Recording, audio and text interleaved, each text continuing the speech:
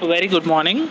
Last unit we have seen about chain surveying, compass, and dumpy level surveying, even types of leveling, and operations involved in leveling. Now, in this unit, we are going to move to theodolite survey. To start, what's a theodolite? Before going into that, let us see what this unit mainly deals with. Unit 2 deals mainly with theodolite and tachometric surveying, horizontal and vertical measurements, temporary and permanent adjustments, heights and distances, tachometer, stadia constants, analytical lens, tangential and stadia tachometric surveying, contouring, characteristics, methods, contour gradient, uses of contour plan and map. So the course outcomes involved in it is methods of surveying and practical applications, practical knowledge on handling basic survey equipments, including the knowledge to carry out the surveying of field marking in various engineering aspects of projects and location of site. So why theodolite? When the objects are at considerable distance or situated at a considerable elevation or depression, it becomes necessary to measure horizontal and vertical angles more precisely.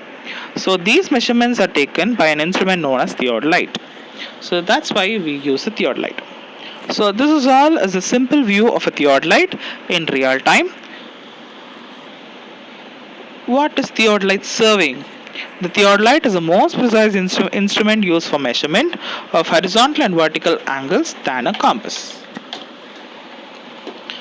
What are the uses of theodolite? It is used for measuring horizontal angle, vertical angle, and distances, measurement of magnetic bearing of lines, location of points on lines, prolonging survey lines, determining difference in elevation, setting out curves, mapping applications, and in construction industry, aligning tunnels, mining works, etc. What are the types of theodolites? There are various types of theodolites that are used. Uh, to name few things, we have transit theodolite, non-transit theodolite, vernier theodolite, and micrometer theodolites. Actually, basically, what we generally use is transit theodolites. That is a normal theodolite that is used for measurement.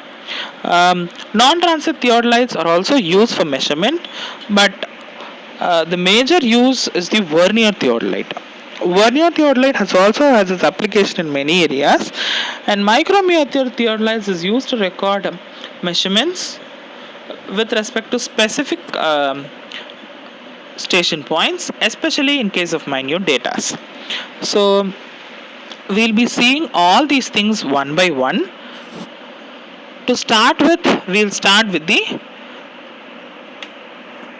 transit theodolite.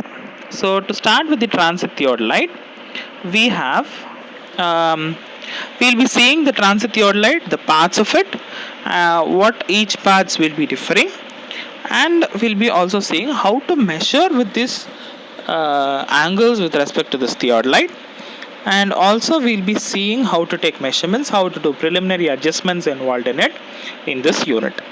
In addition to that, we'll be also seeing about tachometry, how a theodolite is different from a tachometer, what are all the works that should be done in case of a tachometer, where it is applied, then about the contouring and its aspects. So hope you all have attended today's class and you have got cleared. If you have any queries, kindly post the questions. Thank you for your attention. Thank you one and all.